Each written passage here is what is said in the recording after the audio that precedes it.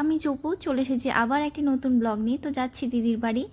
সময়ের সাথে সাথে সব কিছু এমন পাল্টে যায়। তো বিয়ের অজুহাতে সব দিদিরা এখন ছাড়াছাড়ি, এক বোন এক জায়গায় তো অন্য বোন। কিছু কবিতা বলেন এবার, আর বলছেন না অনেক। আমি সেই লোক, বাড়ি আমার দুবুলিয়া, থাকি আমি রেলবাজার। সবাই বলে আমি যে রেলগাড়ি হকার। ট্রেন জার্নিতে দেখা মিলল এই হকার দাদার সাথে। এই করতে করতেই ট্রেন থেমে গেল, আর ওই যে ছাতা মাথায় হাতা দিয়েছে আমার কর্তা মশাই। তো আমি আর ভাবি যাচ্ছি পেছন পেছন।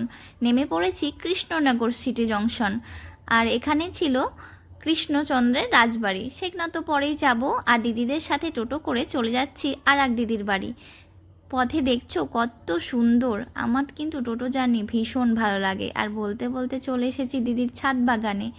এত সুন্দর সাজানো গোছানো। তো ছেলেকে বললাম একটু ছবি তুলতে, কিন্তু ও যেহেতু কেবল কেবল সিনেম্যাটিক ফটোশ্যুট শিখছে, তাই দেখো ছবি তোলার ভঙ্গিটা। সন্ধে নেমে পড়েছে, 3 বোনে যাচ্ছি মার্কেটে। দেখো আমাকে কেমন ফেলে দুজনে হনহনিয়ে হাঁটছে সামনে সামনে। আর সকালবেলায় চা বিস্কুট দিয়ে দিনটি শুরু করলাম। আমি করেছিলাম হার্বাল টি, কেউ কিন্তু মুখে তুলতে পারিনি। আর দেখো তোমাদেরকে একটি অদ্ভুত জিনিস, সেটা হচ্ছে ঢাকায় জামিনের ছবি করার মেশিন। দেখতে পাচ্ছ কত সুন্দর। তো যদি একটু দূর থেকে তুলতো ফটোটা আরও ভালো হতো। ফটোটা তুলেছে আমার ছেলে। তো যাই হোক, এইটুকু ছিল ছোট্ট একটি মিনি ব্লগ। দেখা হচ্ছে তোমাদের